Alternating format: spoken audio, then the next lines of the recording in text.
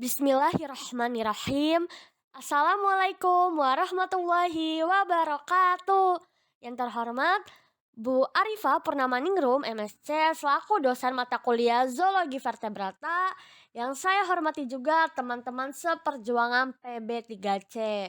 Bagaimana nih kabarnya semua? Semoga tetap sehat selalu. Nah, pada kesempatan kali ini bertemu lagi dengan kelompok 4.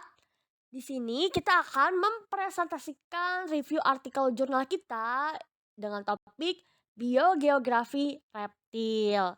Tetap stay tune semua. Tak kenal maka tak sayang, maka izinkan saya untuk memperkenalkan anggota kelompok 4 terlebih dahulu. Yang pertama ada saya sendiri, Putri Nur Syabina, dengan NIM 280865053. Selanjutnya ada rekan saya, Amiranita Eka Imtikhana, dengan NIM 280865056. Dan yang terakhir ada rekan saya, Alma Fajriyah Hikami, dengan NIM 280866067. Adapun artikel jurnal yang kita pilih berjudul Keanekaragaman Reptil di Repong Damar Pekon Pahmungan Pesisir Barat, Studi Kasus Plot Permanen Universitas Lampung. Bibliografi artikel akan dibacakan oleh saya sendiri, Putri Nur Syabina. Judul penelitiannya Keanekaragaman Reptil di Repong Damar Pekon Pahmungan Pesisir Barat, Studi Kasus Plot Permanen Universitas Lampung. Penelitinya Ari Winata Vindua, Sugeng P. Haryanto, dan Nuning Nur Cahyani. Tahun penelitian 2016, volume 4 nomor 1, sumber artikel Jurnal Silva Lestari, volume 4 nomor 1, 2339 strip 0913. Tujuan dan metode penelitian masih akan dibacakan oleh saya sendiri, Putri Nur Syabina. Tujuan dari penelitian ini adalah mendapatkan informasi mengenai keanekaragaman jenis dan sebaran ekologi reptil di Repong Damar, Desa Pahmungan, Kecamatan Pesisir Tengah, Krui, Kabupaten Pesisir Barat. Adapun penelitian ini dilaksanakan pada bulan Juni tahun 2015 di Repong Damar, Pekon Pahmungan, Kecamatan Pesisir Tengah, Kabupaten Pesisir Barat. Metode yang digunakan dalam penelitian ini adalah Visual Encounter Survey atau VES atau survei perjumpaan visual yang dikombinasikan dengan metode line transect atau transect sampling, dan data sekunder meliputi data penunjang yang berkaitan dengan penelitian ini untuk mencari, mengumpulkan, dan menganalisis data penunjang berupa keadaan fisik lokasi penelitian, iklim, vegetasi, jenis hewan yang merupakan predator, jenis pakan reptil, serta jenis-jenis reptil menggunakan studi literatur. Selanjutnya, ulasan artikel. Berdasarkan hasil penelitian di Pekon Pahmungan, Kabupaten Pesisir Barat, ditemukan 15 spesies reptil dengan total 323 individu yang berasal dari 7 famili. Bisa kalian lihat pada tabel. Nah, dalam jurnal ini diperoleh berbagai macam jenis reptil, diantaranya yaitu ular dengan jumlah 6 spesies, kadal 6 spesies, bunglon 1 spesies, tokek 1 spesies, dan cicak kayu 1 spesies. Bisa kalian lihat juga pada tabel. Dalam penelitian ini dicantumkan karakteristik reptil yang ditemukan, diantaranya kadal pohon hijau dengan nama latin Dacia olivaceae. Selama penelitian ditemukan seringkali berada di balik seresah, batang pohon, dan bebatuan. Reptil ini ditemukan setiap hari di semua plot dengan jumlah 42 ekor. Menurut DAS tahun 2010, ciri-cirinya adalah kadal yang bertubuh gempal, panjang tubuh dari moncong hingga anus maksimal 115 mm, dan panjang total hingga ujung ekor mencapai 292 mm. Selanjutnya ada ular pucuk. Selama penelitian reptil ini dijumpai di 2 waktu dan plot yang berbeda, yaitu plot 6 pada hari ke-10 dan plot 1 pada hari ke-11. Ditemukan berada pada dahan atau ranting yang sudah mati dengan jumlah 2 ekor selama penelitian. Menurut Tweedy tahun 1983, ular ini berwarna hijau panjang dan sangat ramping. Panjang tubuh keseluruhan mencapai 2 meter meski kebanyakan sekitar 1,5 meter atau lebih dari sepertiganya adalah ekornya yang kurus. Seperti cambuk, kepala panjang meruncing di moncong. Jelas lebih besar daripada leher yang kurus bulat seperti ranting hijau. Mata besar, kuning dengan celah mata, pupil mendatar. Selanjutnya akan dibacakan oleh rekan saya, Amira Nita Eka Imtikhana. Kepadanya, saya persilahkan. Baik, untuk selanjutnya yaitu akan dipresentasikan oleh saya Amiranita. Cicak kayu atau Hemidactylus venatus ditemukan seringkali berada pada dahan pohon dan bebatuan. Reptil ini ditemukan hampir setiap hari. Sisik-sisiknya berbentuk serupa bintik bulat halus di sisi dorsal atau punggung, tidak seragam besarnya.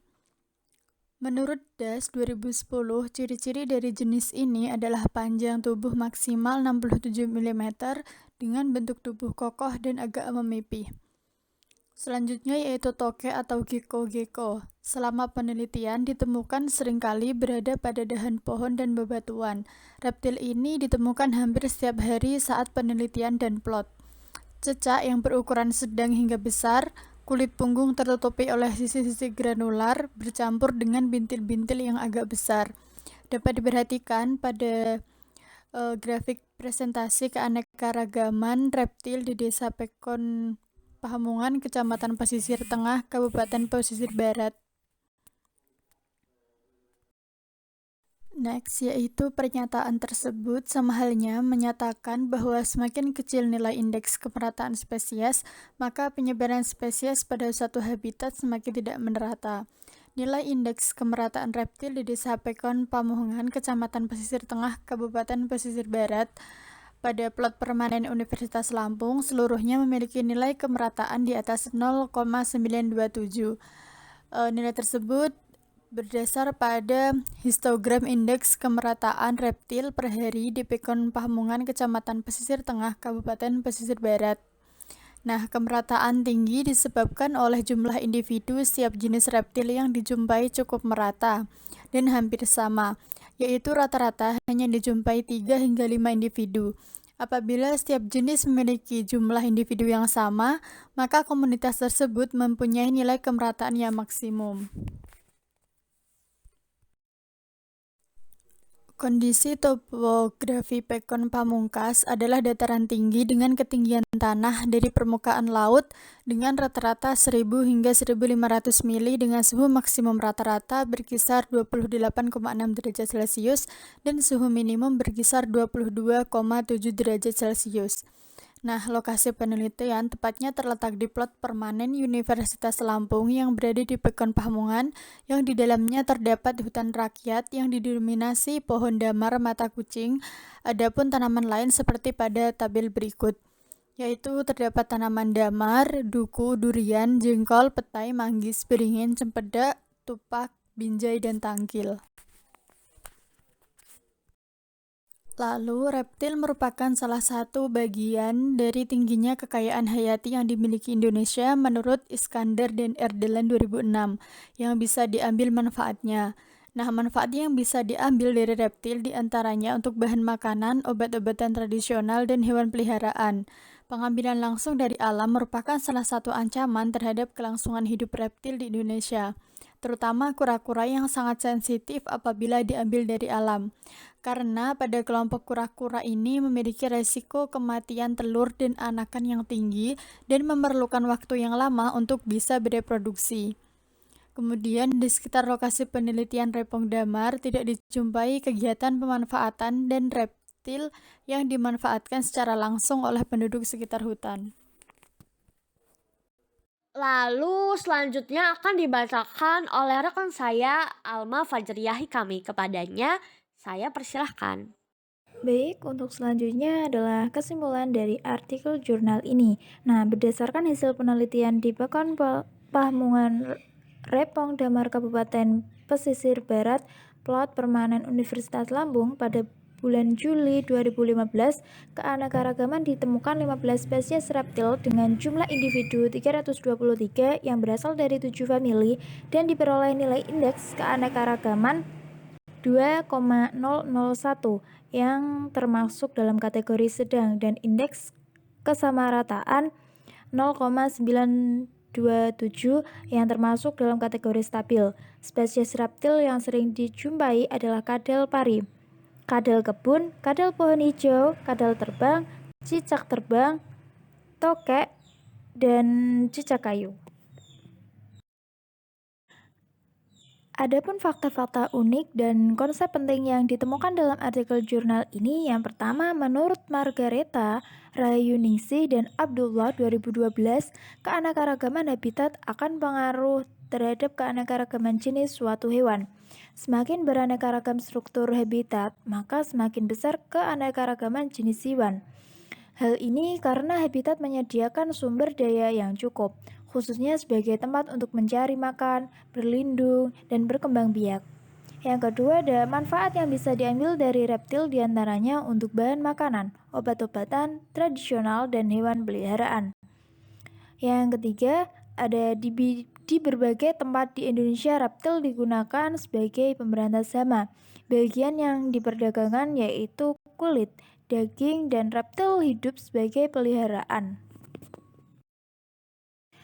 Fakta-fakta unik dan konsep penting yang ditemukan selanjutnya ada yang pertama, cuaca merupakan salah satu faktor yang memengaruhi keberadaan reptil karena pada hari hujan, reptil tidak mendapatkan intensitas cahaya matahari yang cukup untuk membantu metabolismenya.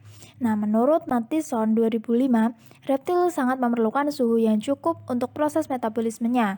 Nah, terbukti pada saat penelitian reptil sulit ditemukan pada saat hujan. Nah, hal ini diduga reptil memilih untuk bersembunyi sehingga lebih sulit untuk ditemukan. Selanjutnya, ada semakin kecil nilai indeks kemerataan spesies, maka penyebaran spesies pada suatu habitat semakin tidak merata. Yang terakhir, ada hewan akan meninggalkan habitatnya yang telah berubah, bahkan dapat mati karena tidak dapat menemukan makanan dan lingkungan yang cocok. Di dalam artikel jurnal ini pastinya mempunyai kelebihan dan kekurangan. Nah, adapun kelebihannya, yang pertama, artikel jurnal ini menjelaskan atau memaparkan secara lengkap dan jelas. Yang kedua, kata yang digunakan sudah baku dan mudah dipahami oleh pembaca.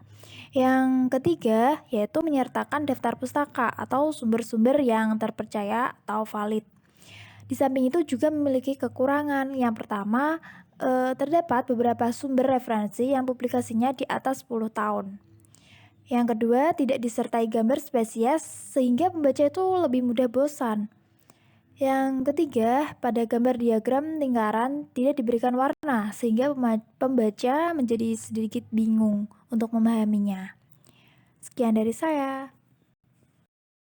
Mungkin itu saja yang dapat kelompok 4 sampaikan. Kami menyadari banyaknya kekurangan pada presentasi kami kali ini. Mohon dimaafkan karena kesempurnaan hanya datang dari Allah dan kekurangan datangnya dari kami. Stay healthy and stay positive semuanya. Wassalamualaikum warahmatullahi wabarakatuh. Sampai jumpa di Semarang.